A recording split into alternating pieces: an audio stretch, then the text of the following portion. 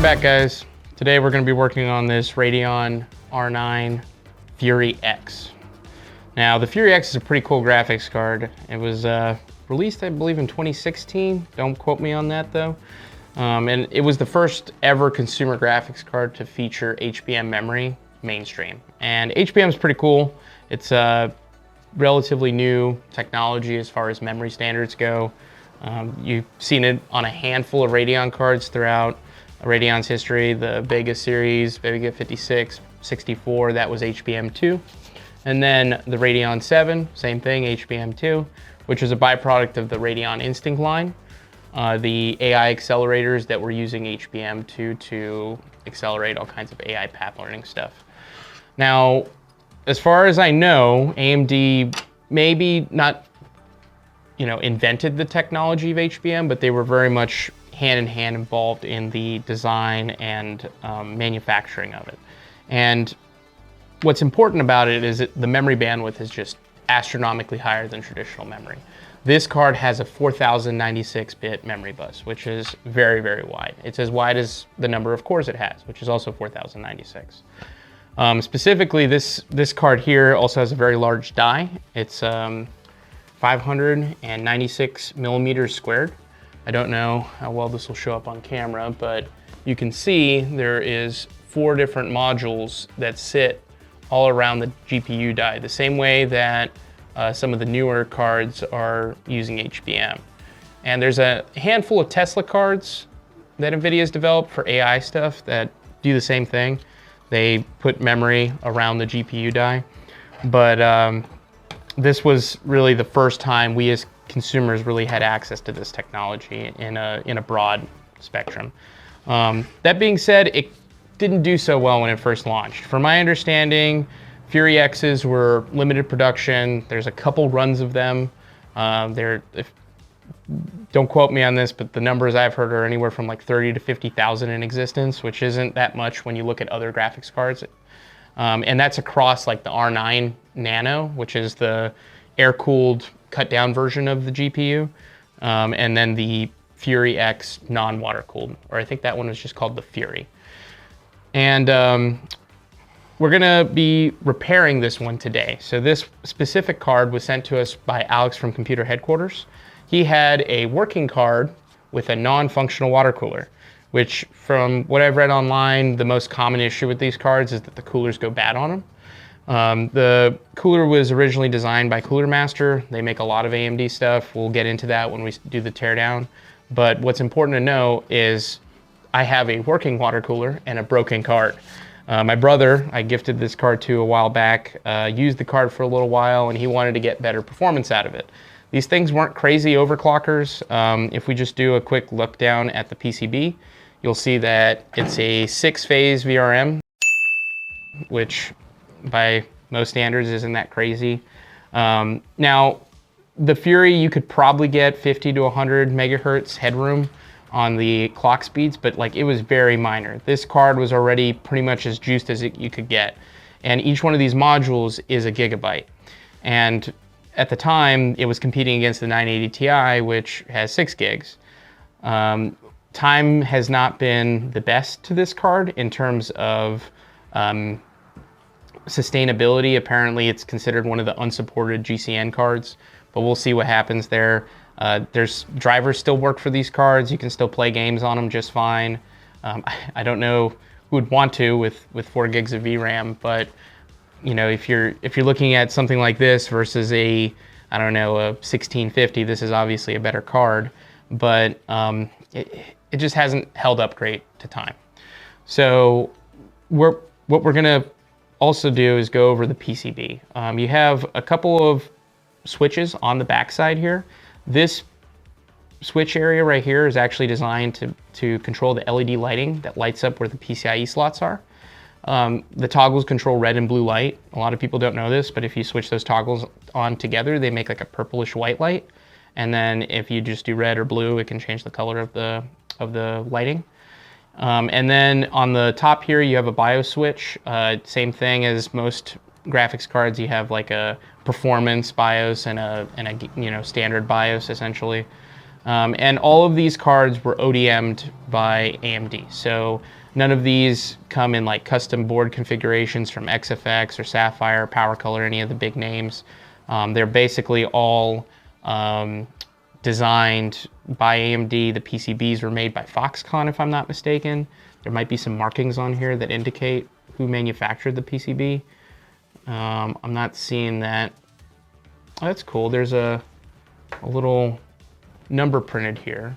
Bring this up a little closer so you can see on the camera here. But there is right here in this area, oh, right here in this area, a little bit of, looks like handwritten numbers, 1188. I don't know if that was a internal serial number or what, but that's actually pretty cool. You don't generally see handwriting on a graphics card like this from the factory. I wonder what the marking was. This might have been a way that they tracked the asset. This might have been done after the factory. So we won't really know unless Alex shares the history of the graphics card with us. And then you can also see that the PCI slot is ever so slightly damaged here. Same kind of situation. You can kind of see it right there. The edge of it is, let's see if I can get the camera to focus. Come on. Nope. Okay, there we go. So right there, you can see the chipping. But we did plug in the GPU for like 3 seconds just to make sure that the video would cut on, and it did cut on. So the card does, at least on a basic level, work. And I'm in the fortunate situation to have a broken card and working water cooler, so we'll need to swap those over. All right, let's get into the teardown. This card isn't super complicated as far as water cooling cards go. It's actually pretty straightforward. It is an older card. I think the 295X2 was the first one I remember featuring a water cooler like this from the factory, which wasn't, designed by any specific manufacturer. It was the same thing. It was a AMD product. At the time, they were trying to get as much power as they could out of the GCN architecture, and the only way you could do that is by cranking up the limits of the cooling. So let's go ahead and get this off. This is the AMD part number, which is pretty normal. And when you see a reference card that's been rebranded by an AIB, you oftentimes see a secondary serial number and part number that may not even match up with what's on the back plate, because a lot of the manufacturers, when the cards first come out, you'll see this even with the current gen 7900 XTX, when they launch, they take the reference AMD card and then they just repackage it with their own branding, and they stick a sticker on it that has their serial number. With the vapor chamber issue recently with the reference card, we had one of those cards we were trying to warranty out because it had the defect with the vapor chamber, and whenever we ran the serial number, it was not correct because it was the AMD serial number. So we had to find the other serial number stashed away on a little sticker on the bottom of the card to give it to Sapphire. All right, so this metal backplate here is actually pretty decent considering the time period of this card. Most of these backplates weren't metal. A handful of them were, and ultimately the nice thing about having all of your memory and GPU in one small package area is that you can cool this much more effectively with a water cooler and not have to worry about the memory overheating. You'll see this even on the new 4090 Supreme Liquid. The memory doesn't get cooled as well as the GPU die. But when you have everything in one spot right here, you can cool that much more effectively and crank up the voltage, get more performance out of it. One thing to note though, and this is the reason this card is dead, is when my brother was rebuilding it, he had tightened the retention bracket unequally. And that's actually really easy to do with this specific retention bracket because the screws are kind of short and the springs are really tight to create a good mount. And if you do it unevenly, it's very easy to chip the die in the corner here, especially this bottom right one here or this top right one here, and then that module is cracked. And once it's cracked, it no longer functions. The silicon is dead, the traces no longer connect, everything doesn't work in the card anymore. I haven't seen one where like the memory is cracked and maybe only 3 of the 4 gigs identify or something like that. Usually if you crack it, it's pretty much dead. I remember we got like 3 seconds of video out of it whenever he had rebuilt it, and then nothing after that. All right, so we'll go ahead and get the rear mounting screws off here. One thing to note, and I don't know if this is just this specific card that I got because I traded a GTX 980 for it. This card was pretty rough. Like you'll see the radiator here in a minute, like it's got some damage to it, right? But it does not have all of these screws that screw into the back here. And it performs just fine. But there might be some, I don't know, temperature reductions that could be had if those screws did exist. The problem is I don't have any more of these screws, and I don't want to risk damaging the card by putting more in there. So the card worked fine when it had just this set of screws. All right, so this right here is the retention mechanism, and you'll see it kind of springs up as you unscrew it. It's a very tight retention mechanism.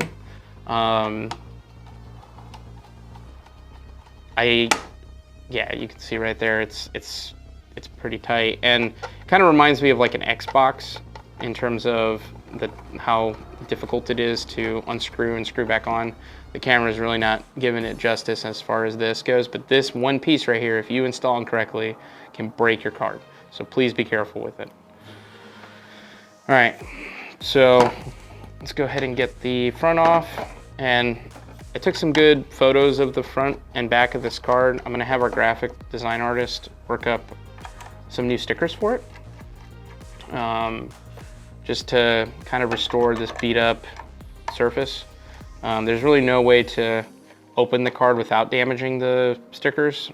I don't know if that was like a super duper tamper seal from AMD, or if they just never expected to open up this card, which is what a lot of engineers do when they design things. They just never expect things to break and have to get fixed.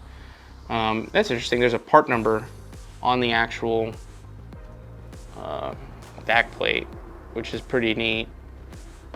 Huh. Usually you don't see individual part numbers on parts like that. This back plate doesn't have one. All right, so let's take a look at the inside of the card. You'll see in here there's a water block, right? And then you have the heat pipe that goes to the cooling assembly.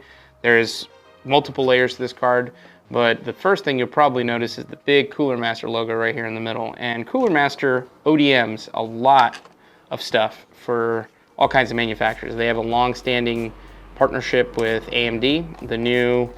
Even the new cooler, the 7900 XTX cooler with the vapor chamber problems, that cooler is designed by, well, maybe not designed, but it is manufactured by Cooler Master.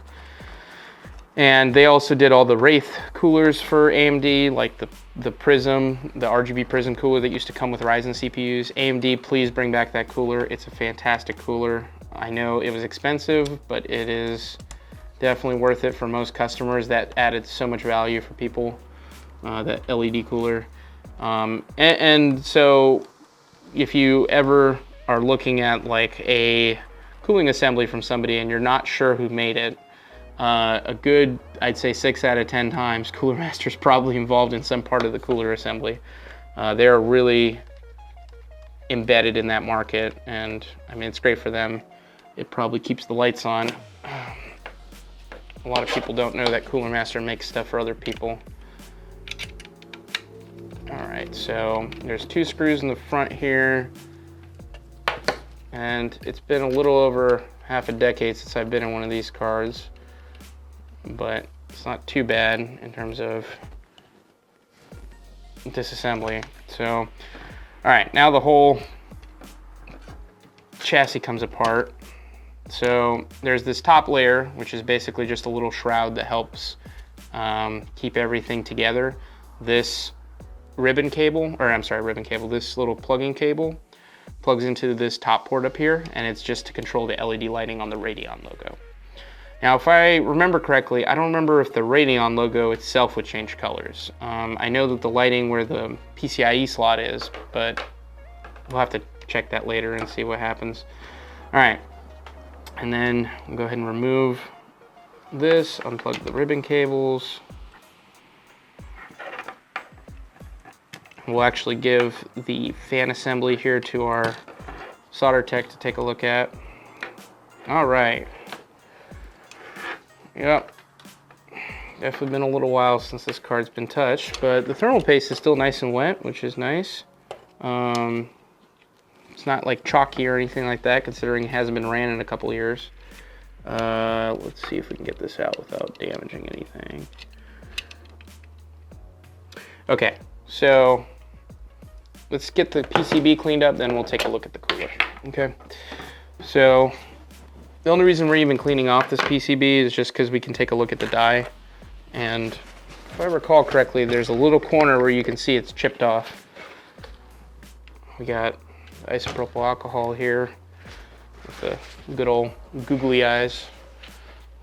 Yeah, former employee had put googly eyes on it a long time ago and just kept it the same ever since. It's been a little shop gag for a while.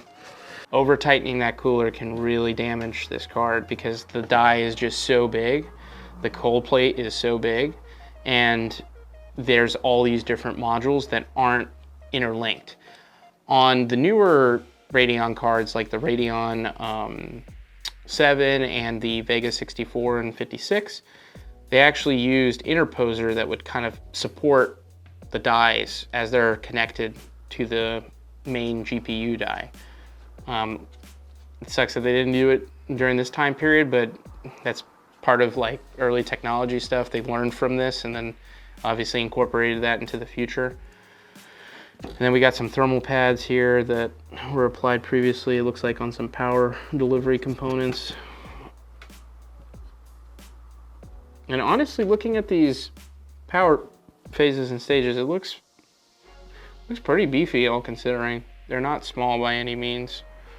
First things first, let's peel off these thermal pads. These look like 1 mil. And those are 1.5. Okay.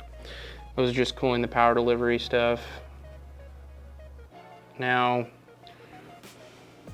if you look on the actual cooler, let me see if I can lay it down flat because this thing is wanting to wrestle me. Okay, so on this cooler, there is a heat pipe. It's kind of a bizarre design, but like, stay with me here, okay? So this cooler, the fluid comes out, okay? It goes around and through a tube that is a heat pipe, okay? Stay with me here. And then it bends in and then goes to the pump. So this little piece of copper is supposed to cool this plate that is cooling, cooling the actual power delivery of the card. It's an over-engineered design. I'm sure they probably did it for efficiency reasons because honestly, there's no airflow inside of the GPU. It's just like a big box. So for you to get heat out of this thing, you have to have it come out via the fluid. Traditionally, you'll see on a lot of water cooling cards now, there'll be like a heat sink array where the power delivery is and a single fan. And then the pump is only responsible for cooling the GPU, and in this case, the memory if it's integrated through HBM. I've never tore down a Frontier Edition Vega, but if that card doesn't have an internal fan, it probably is the same thing. It's probably designed the same way this card is, where the heat pipe essentially runs on the inside to help cool the actual assembly. All right, let's get the thermal paste off. And you can see these little raised areas are where you need to place thermal pads. They kind of designed that on purpose. I imagine these things are low enough power draw that the metal of the actual plate is enough to cool it. All right.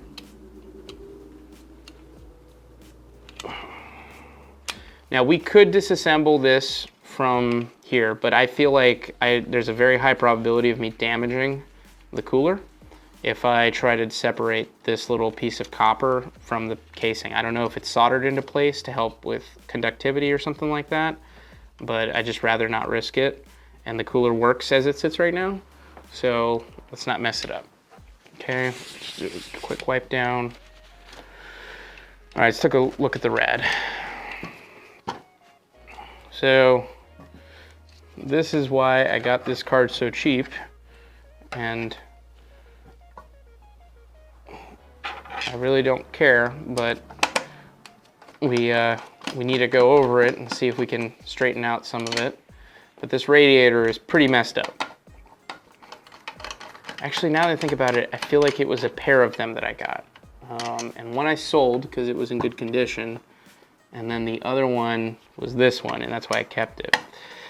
So if you look, you can see the fan assembly is pretty beat up right here. Don't know what happened there, but it's like missing pieces of plastic and shit like that. All right, pull that off. I'm gonna go ahead and cut the zip ties that connect this thing. Boom, boom.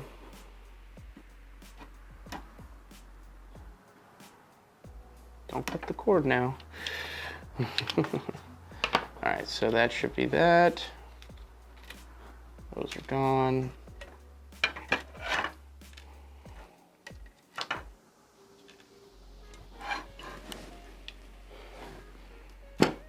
I feel like this was the lesser of the two looking at it now. I feel like the other one we had was way more messed up. Maybe that's why we kept this one. Huh. All right, strange. I can't remember. It's been, 5 years plus, so. All right, now.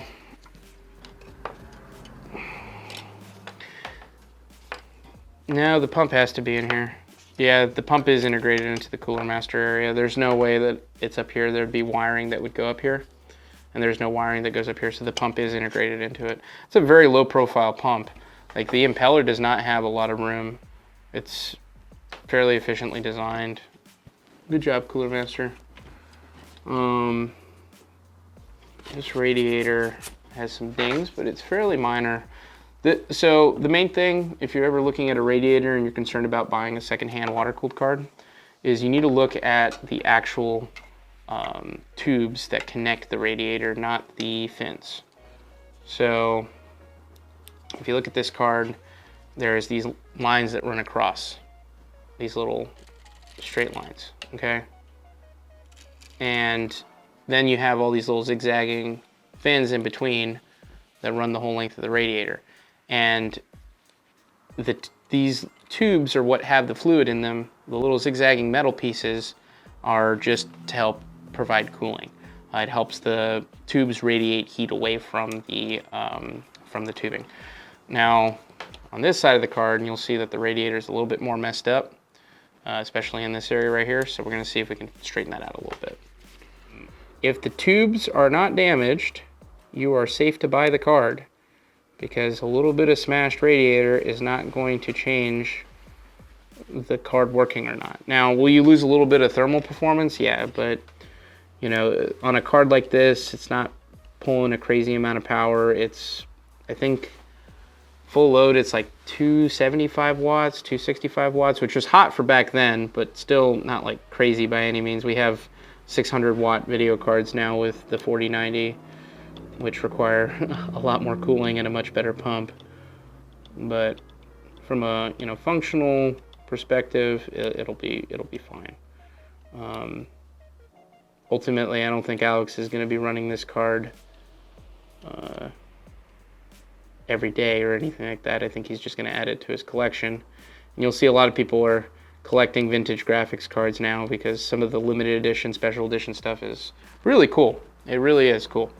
All right. I think that's the best we're going to get out of it, which honestly doesn't look that much better, but maybe on camera, but in person it does look better. These are straightened out a little bit. And then this radiator will need to get washed. All right. Now you can safely wash a radiator. It is just metal. It is not going to hurt anything. It's just like a car radiator, right? This works on the same premise as your car does. It has a pump with fluid inside of it that goes to a radiator and a fan blows through it. It's the exact same way your car works. I'm oversimplifying, but it's essentially the same way it works. And so if you're like, hey, my radiator is chock full of dust, just take it out, disassemble it. Make sure you don't get the water on the actual pump assembly where the electronics are. But this is just a hunk of metal with fins in it. So you can safely wash it out. It'll be fine. It's not going to hurt it or anything like that. Now we're going to be swapping the stock Sapphire fan, which is dinged up, and it is a Nidec servo here for just historical purposes. That is the fan and part number that comes with a Sapphire card, specifically for the Fury X. We're going to be switching it to a Arctic Bionics fan. It's a much better fan. This thing is pretty worn out. The bearings are probably shot in it, and this moves a lot more air. But the Bionics fans, I think, carry a 10-year warranty. That's how confident Arctic is in their fan quality. So we're going to go ahead and get this fan swapped out and wash out the radiator, and we'll be right back.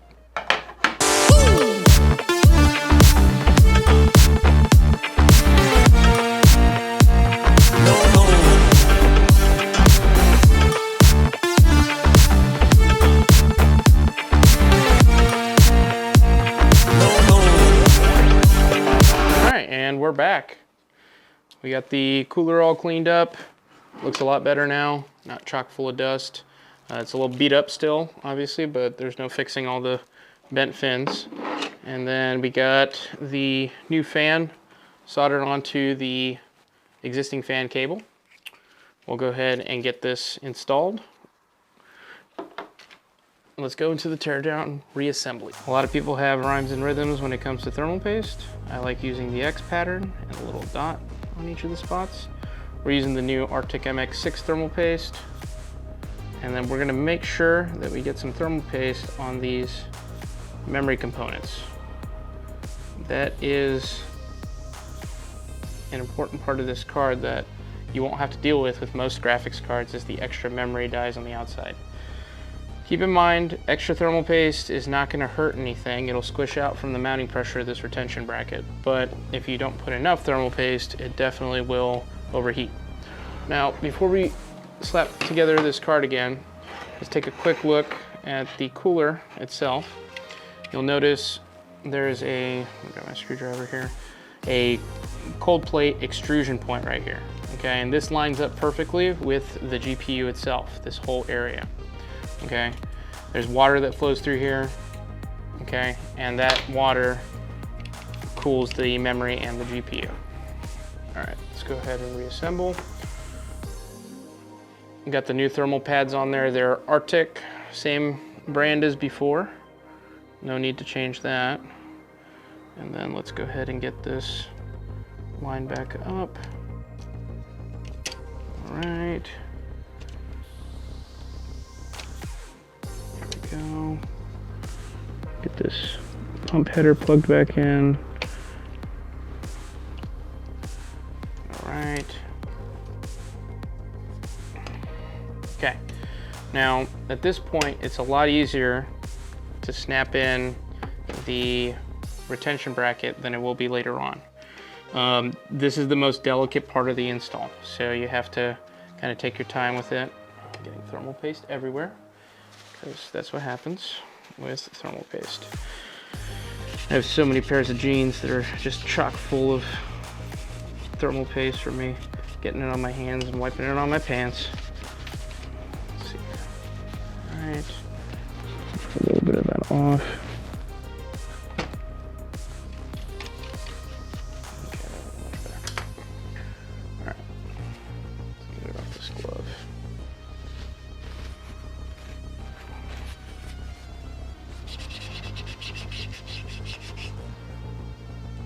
Okay, go ahead and flip this over.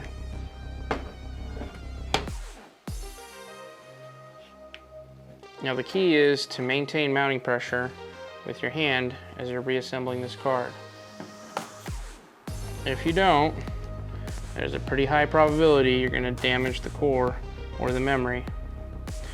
Now these springs are very heavily tensioned, so I'm going to barely thread them and then start tightening them down in a cross pattern. So I just put like 1 thread worth of tension on it, okay? And this first one's pretty rough as far as tightening goes. Let's see if I can get it. There we go. Okay. So the first threads have been screwed in. Now I'm gonna get these other ones. The key is not to tighten these down until you've gotten them all threaded down, and then you need to work them in a circle, slowly tighten them down. Now a lot of people like to do the cross pattern method. The problem with the cross pattern method for this specific card is you're gonna have too much tension on the memory dies that are on the edge. So you wanna kind of work it in a circle, slowly tighten it down. Give it a turn, go to the next screw. Okay, so now they're all threaded. Okay, so I'll start in this corner, do a turn or two, do the next thing over here. Then turn or two, next thing over here. Keep going. Now this isn't a foolproof method. No matter what, there's always a chance of you cracking the die. But if you do it this way, it'll lower the probability of you damaging the die fairly, or quite a bit, I mean. Okay. And then when the screw bottom's out, don't keep torquing it. It'll feel completely seated. Okay, so that one's still got a little bit, still got a little bit, still got a little bit.